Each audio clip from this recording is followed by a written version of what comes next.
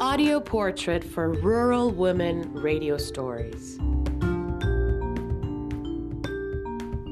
Io sono Debora, vivo vicino a Orvieto in una piccola azienda agricola e agrituristica.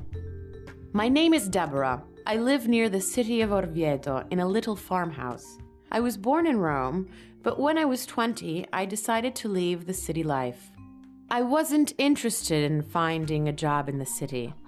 I wanted to try something new, anni, insomma, non to mi live interessava and work with riuscire a other trovare una people. dimensione lavorativa in città e avevo voglia di sperimentare altro, avevo voglia comunque di trovare una situazione da condividere anche con altre persone e mi piaceva la campagna.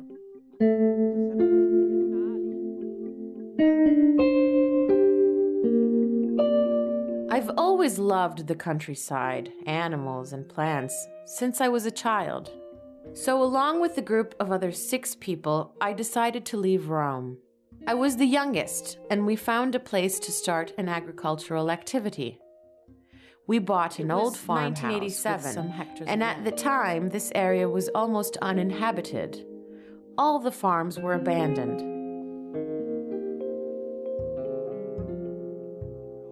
Abbiamo trovato e comprato insieme un casale con della terra che all'epoca, nell'87, era quasi disabitata.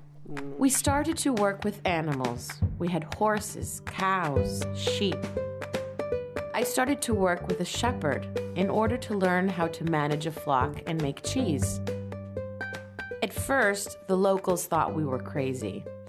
They saw a group of young people from the city living together in a house. Then they slowly changed their minds. They realized that we were working very hard.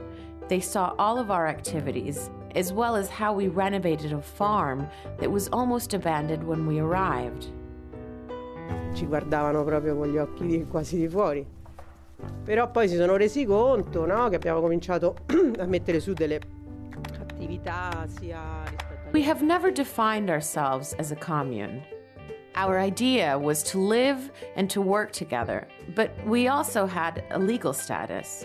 We established a cooperative called La Campesina. Our project was to give new value to the countryside life. We thought that, from a social and political point of view, the countryside offered us better perspectives than city life. Consapevoli che per vivere in campagna era difficile riuscire a tirar fuori un reddito soltanto agricolo. We had few resources, but since the beginning, our idea was to blend agricultural life with the possibility of having guests. And so we started an agro-tourism activity. Today, our business still thrives. Our most important activity is cheese production. We are cheese producers and we sell directly to the people. We sell cheese to those interested in coming to visit us. Our goal isn't and has never been to enter the big industrial network. Once or twice a week, we also go to cities where, along with other producers, we have created our own market. Producing real organic food with the right tools and right relations is a political choice for us. The industrial commercial network is dominated by big companies. But we are very small, and we choose not to submit to the same market rules or to the dealer company's dictates. Ad esempio, rispetto a un discorso di produzione genuina, biologica, per come viene chiamata oggi, per tanti anni siamo stati anche certificati dagli enti certificatori del biologico. Take, for example, the EU certification on organic food companies.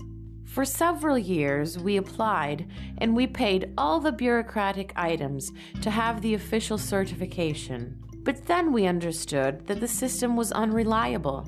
First of all, there were no guarantees that certified products were really organic.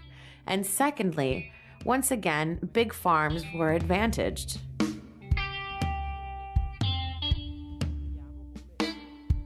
Il prodotto, quindi cerchiamo di essere il più trasparenti possibili. Together with a network of small producers, we put an auto certification in place. In our markets, you will find documentation explaining everything we do, how we produce our goods, how our farm and work is organized. We therefore try to be as transparent as possible, organizing periodic visits to our farm by groups of customers and other producers. Poi il mio impegno parte da lontano, nel senso che poi in quanto donna mi sono ritrovata insieme a un gruppo di donne. My political commitment as a woman began when I was very young. When I arrived here in the countryside, we created a group of women to share opinions and launch social activities, focusing on gender discrimination. After some years, we founded a women's association called the Antonia Tree.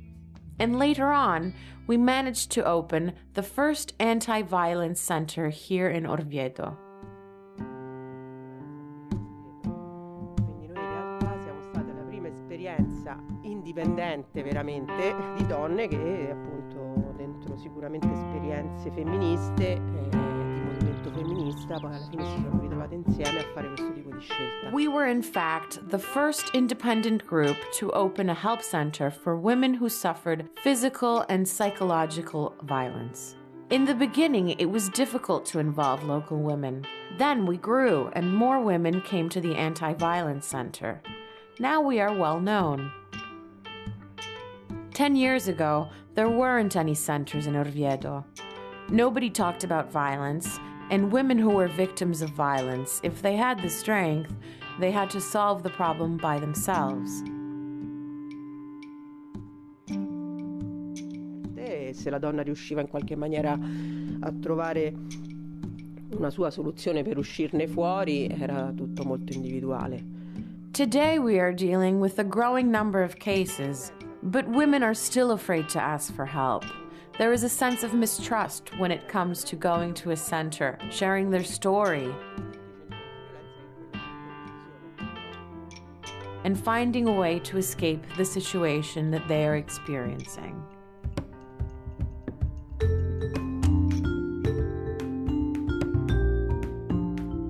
Audio portrait for Rural Women Radio Stories.